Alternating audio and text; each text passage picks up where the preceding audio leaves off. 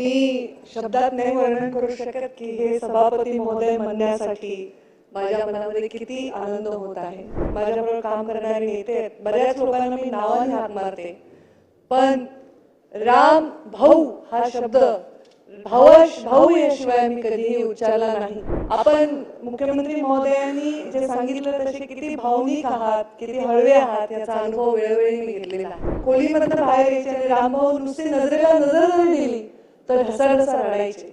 कितीतरी वर्ष ही आमची भावना तशीच राहिली।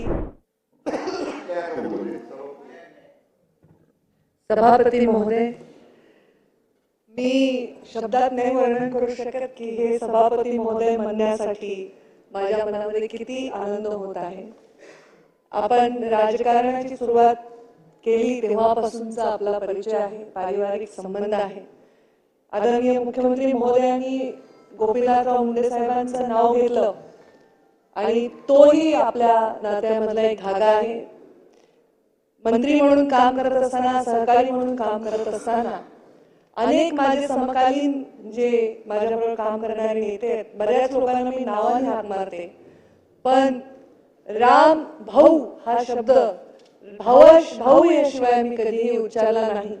असं आदरणीय राम शिंदे, आज आपण सभापती या सर्वोच्च स्थानावर विराजमान झालात याबद्दल मी मनापासून आपलं अभिनंदन करते। मंत्रिमंडळामध्ये 2014 ते 2019 आपण एकत्र काम केलेलं आहे। आपण मुख्यमंत्री महोदयांनी जे सांगितलं तसे किती भावनिक आहात, किती हळवे आहात याचा अनुभव वेळोवेळी मी घेतलेला आहे। मुंडे साहेबांच्या मृत्यूच्या नंतर बरेच कार्यकर्ते रात्री 2-2, 3-3 वाजेपर्यंत आमच्या घरी यायचे आणि बसून राहायचे, काही करायचे नाही। मी माझ्या खोलीमधून बाहेर यायचे आणि रामभाऊ नुसते नजरेला नजर जर दिली तर ढसाढसा रडायचे। कितीतरी वर्ष ही आमची भावना तशीच राहिली। त्या दुःखातून बाहेर ते पडू शकले नाही, इतके ते हळवे। मुंडे साहेबांनी खूप तुमच्यावर प्रेम केलं। मला आठवतं की आधी हेलिकॉप्टरमध्ये आम्ही प्रवास करत असताना रामभाऊने हेलिकॉप्टर लागायचा, त्रास व्हायचा। मुंडे साहेब पाठीवरून हात फिरवायचे, तू काळजी करू नको, तुला त्रास होतोय, तू काळजी करू नको। इतका जीव तुमच्यावर लावला। मधल्या 5 वर्षात मी राज्याच्या राजकारणात मधून बाहेर गेले, पण काही वळून नात्यांकडे मी जेव्हा पाहिलं तर त्या नात्यांमध्ये कधीही मनापासून दुरावा मला वाटला नाही। आता अजितदादांनी उल्लेख केला की रामभाऊ, माझी सभा झाली असती तर रामभाऊ इथे असते, पण रामभाऊ तुम्ही आमच्या सगळ्यांवर वर्चस्व असावं याच्यासाठी त्या महत्वाच्या त्या खुर्चीवर आहात। असं म्हणतात की राजा हरिश्चंद्र त्यांच्या सिंहासनावर बसायचे तर त्यांच्याकडून कधीही अन्याय व्हायचा नाही। तसंच काही खुर्च्या ह्या अशाच असल्या पाहिजे, त्या निस्पृह असल्या पाहिजे, निरपेक्ष असल्या पाहिजे। आम्ही पण शपथ घेताना ममत्व भाव बाळगणार नाही, कोणाविषयी आकसही बाळगणार नाही। या दोन्ही शब्द घेतो, नुसता आकसाची नाही घेत तर ममत्व भावाची पण घेतो, कारण ममत्व भावच बऱ्याच अंशी राजकारणातल्या प्रमुख पदावरच्या व्यक्तीला अनेक वेळा अडचणीत आणत असतो आणि त्यामुळे या खुर्चीवर विराजमान राहून आपण कुठलाही आकस आणि ममत्व बाळगणार नाही याचा मला विश्वास आहे। आपण पुण्यश्लोक अहिल्यादेवींचे वंशज आहात आणि पुण्यश्लोक अहिल्यादेवींचं नाव घेतलं। खरं तर पुण्यश्लोक कुणालाच लागलेलं नाहीये पृथ्वीवर।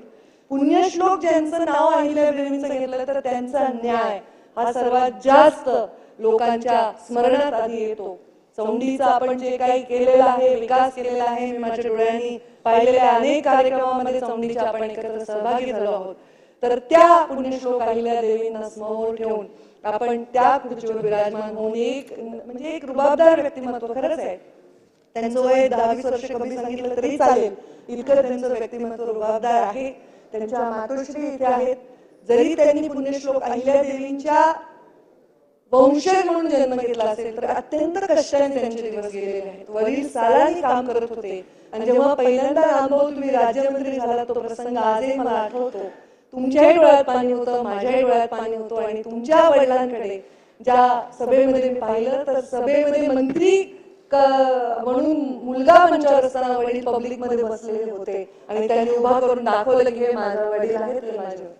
तर ते एक सामान्य बहुजन समाजात जन्मलेल्या माणसाचा प्रवास हा खूप कठीण असतो। त्याला ह्या 2 ओळी प्रत्येक त्या माणसाला मी समर्पित करते, तुम्हालाही कळेल। मैं उस माती का वृक्ष नहीं जिनको नदियों ने सींचा है, बंजर जमीन पर रहकर मैंने मृत्यु से जीवन खींचा है।